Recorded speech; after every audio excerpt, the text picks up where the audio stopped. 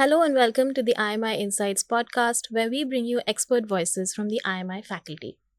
Today's episode, we discuss a very interesting phenomena, which is the growth of, or rather the comeback of the agricultural sector in India's growth story. As India closed its financial year 24-25 on a very high note, with GDP growing almost 7.4% in the last quarter, agriculture played a very big part in this. And now, as we move closer to achieving the Viksit Bharat vision, agriculture is a sector that we are paying a lot of attention to in terms of technology, in terms of investment, and also policies that are being introduced. To understand more about this and how agriculture is becoming such a big part of the Viksit Bharat vision, we are joined by Professor Sahana Roy Chowdhury, who is a professor of economics at IMI. Hello, Professor, and thank you for joining us. Thank you, Farhana. So, at the beginning, we would like to understand, you mentioned in your article as well that at a time when infrastructure spending was subdued, there was a growth and rather a comeback of the agricultural sector. So, how did this resilience in rural demand come about? Yeah, so that's very interesting, and this has happened in the last couple of years. So, if you see the Nielsen IQ, which is one of the biggest well-known consumer intelligence surveying firm, so they have come up with their report in Q2 24-25 as compared to the last year, exactly in the same quarter. They find that FMCG industry is growing for India by 13.9% Right. value growth. So, and this is primarily driven by rural demand, sustained rural growth, and then a little bit of recovery of the urban demand. Mhm. Now, if you dig deep, you will see that the volume growth also has been there very high for the last consecutive 6 quarters or something like that, where the rural growth surpassed the urban growth in this particular industry. And very interestingly, the unit growth has surpassed the volume growth, which means that consumers' preferences are shifting towards small packs. So, Right. which is exactly the scenario that we get to see in rural Mhm. demand. Now, coming to some government surveys as well, MOSPI did that monthly per capita consumer expenditure survey 23-24. That also shows exactly the same picture, that rural per capita consumption growth has surpassed urban growth. In fact, the urban recovery is happening, but driven in the smaller towns. In metropolitan areas, this is quite stagnant for several reasons. Channel shift and other reasons could be there. But yes, rural growth is vibrant for many reasons. One is government involvement, rising rural income, PM Kisan and other Initiatives. schemes Yeah. which are very much specific to it, and definitely this has been a big cause. So another interesting sort of point that you bring about is that agricultural sector had a comeback of, and a growth of 4.6% as compared to earlier. So how does that then sort of tie up with the economic growth story in India? Yeah, that's a very interesting observation, and very important for our Mhm. Viksit Bharat goal. Right. So, if you see that agriculture in the last 6 years or so has had, on an average 5% Mhm. growth rate, which has seen the turnaround post COVID mostly. Now, this is very different in the sense that it absorbs the largest pool of labor.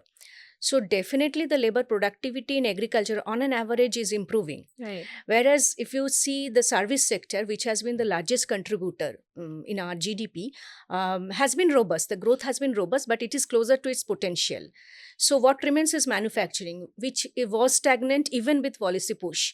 So definitely this agriculture driven by, I will say, tech farms Right. and farm mechanization, more emphasis on crop yields point of view, that kind of mechanization is creating scope, and it will be there. It will be creating scope towards our goal of high growth rate and sustained growth rate. So clearly agriculture is going to be a bigger sort of player in the economic growth Definitely, story of India. definitely. So, given this trend, we also see that there's a lot of budget allocation now to this sector.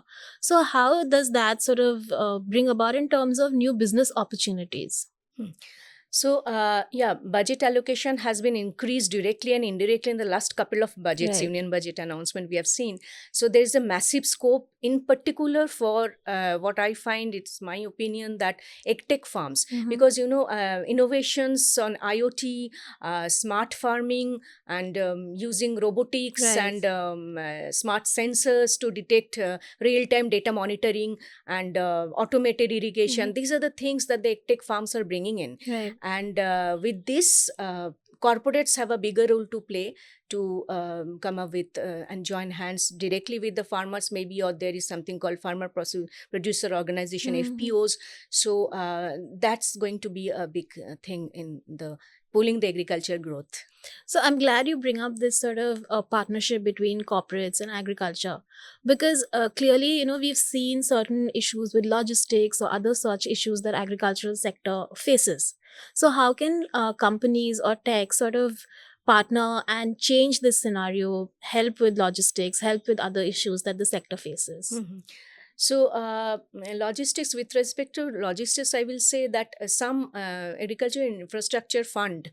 So, Mm-hmm. that's a very important scheme that Right. has a flagship scheme, I can say, 2021, it has been launched, and with a big corpus. Mm-hmm. And the purpose, exactly what you have said, is that to bring post harvest management of infrastructure and related things, so that the prices, the farmers get a fair price, and role of intermediaries can be mitigated, and wastage is made limited, and that's the purpose. So corporates can here join hands Mm-hmm. to come up with smooth logistics with this big corpus, and yeah, that's one of the key things I can say. So of course, on the one hand, we have corporates that can bring about changes, but the government is also really pushing for tech to enter this sector.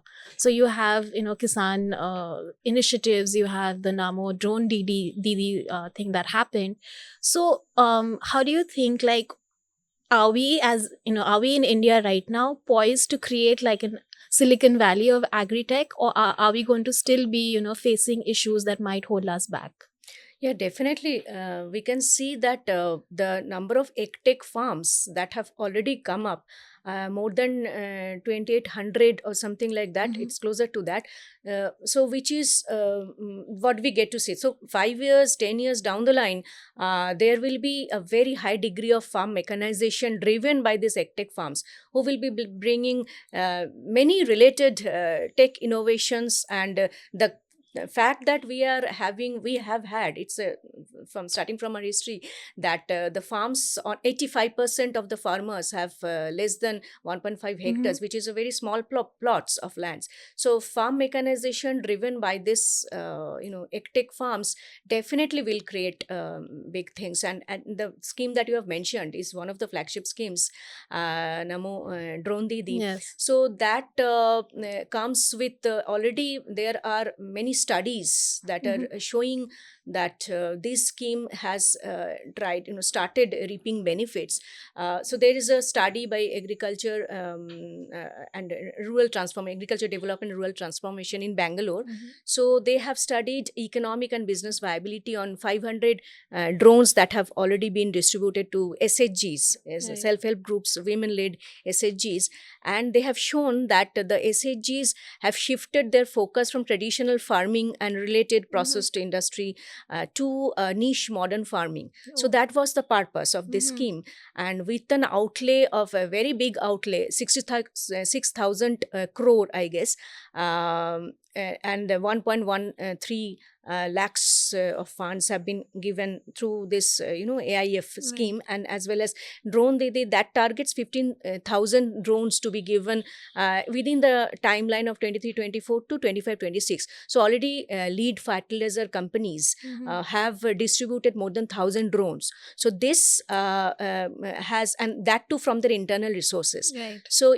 these LFCs, lead fertilizer Mm-hmm. companies, are also collaborating with to leverage this, and the This concept. final target being that to introduce SHGs mainly and farmers, not maybe directly or indirectly, through to this technology adoption, Mhm. because farm mechanization is the need of the hour. If you are holding a small plot and FPOs, are farmer producer organizations, are not really taking off, then this is the need of the hour. And that is why I can say that as of now, whatever little data we do have on this particular scheme has started showing results.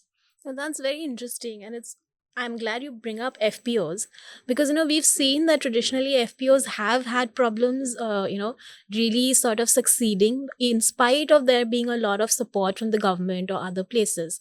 So, as somebody who's you've obviously read a lot about this, you've mentored students or businesses. So, somebody who's starting in this agri business, would you suggest they work with FPOs or adopt a direct farm model? That's very interesting, at the same time a difficult question to answer.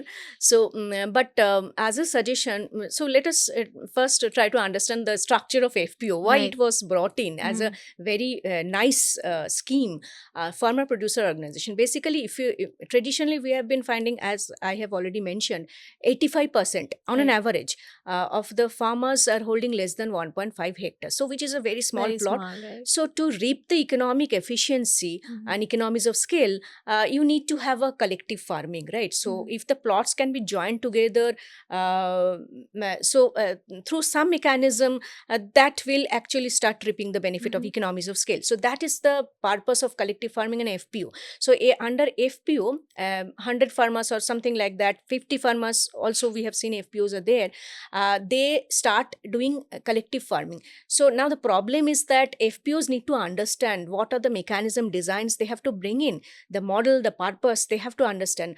Now, let me tell you that in most of the cases, either there are FPOs are having local political interference, or they are having vested interest, they Mhm. have no interest, or lacking interest, so whatever. So the outcomes are not really promising. FPOs are Mhm. not really, either they are optimally, suboptimally producing, or not at all, non-functional. So if I have to suggest a student, business student, that who is interested in agribusiness, so pick and choose FPOs, which are also there, Mhm. who are performing in some or other agribusiness indicators, agri economic indicators, very good. So there are FPOs who are performing.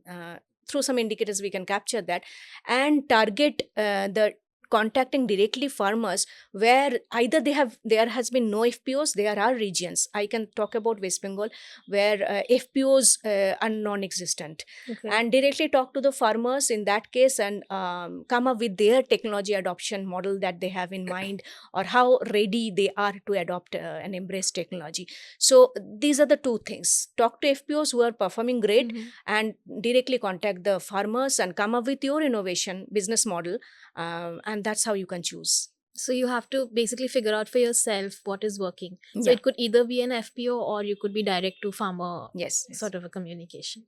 So the more we talk about FPOs, and you've also mentioned that there seems to be a little bit of a distrust when it comes to FPOs for farmers. Absolutely. So how do we change that? Is it like corporate sort of collaborations? Is it brand building, or is it leadership sort of exercises that you can work with them? How do we do this?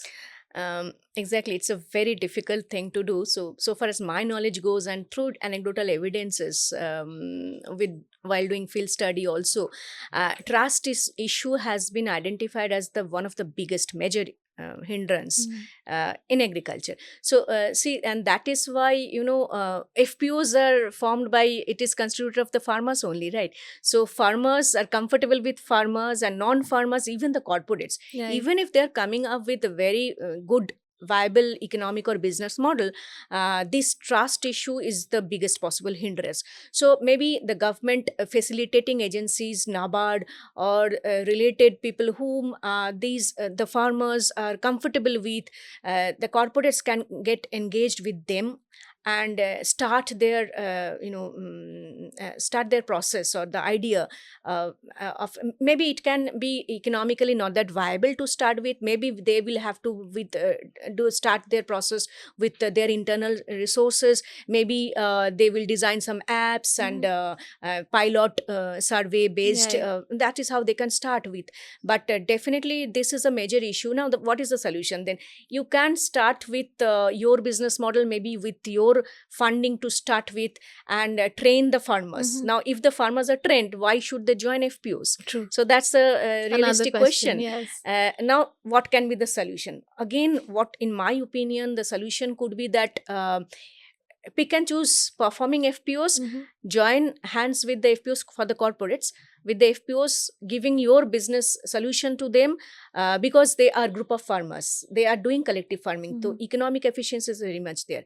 Or you talk to the directly to the farmers, corporates talk to the directly to the farmers, and find out how to boost up the crop yields through farm mechanization. Mhm. So, and technology adoption models, kind of behavioral changes in directly to the farmers. So these are the two ways, and eventually in the medium to longer term you have to join hands with NABARD and Right. others, the financing agencies, to strengthen the trust issue and sustain it.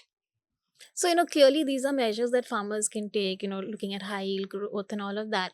But FPOs are also important. It's something that we can't really That's true. overlook or do away with completely. That's true. So, do you think in the long run, maybe we should focus more on having fewer high performing FPOs?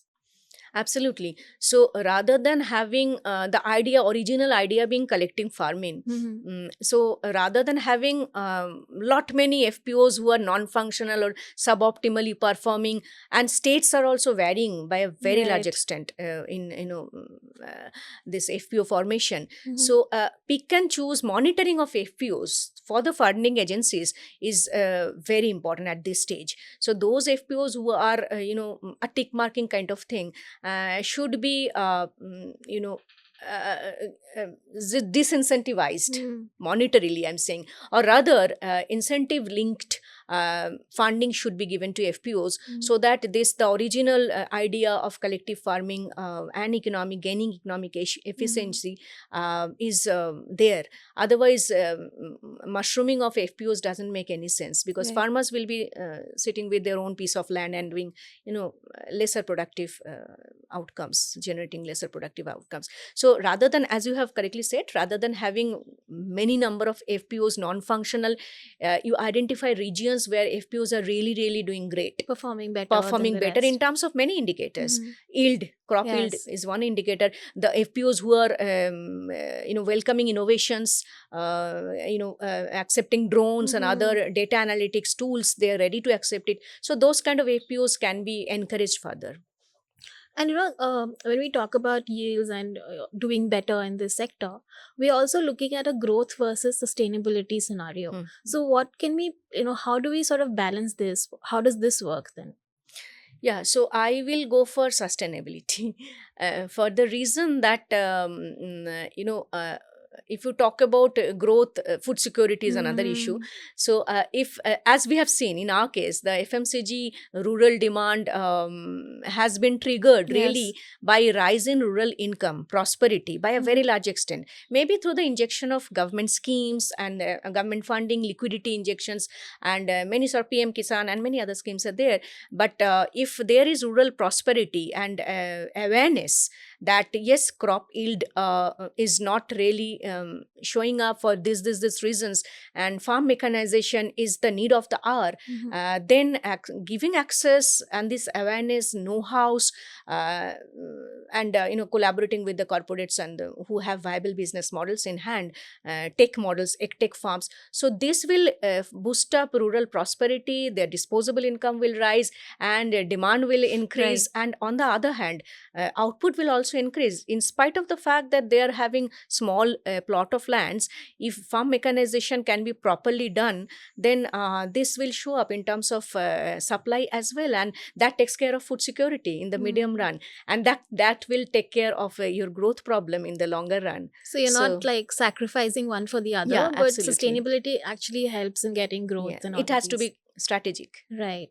So, another interesting thing that you mentioned in your article is that we should maybe move more towards precision farming and agri tech instead of just collective farming. So, Correct. how do you think entrepreneurs can play a role in, say, data driven farming? Yeah. So entrepreneurs, tech farms Hmm. in particular, have emerged Right. by a very large extent, and they have, as I said, they can directly contact the farmers, especially roles of NGOs. I can see in Bengal, I can give Hmm. many examples where FPOs have not really performed well.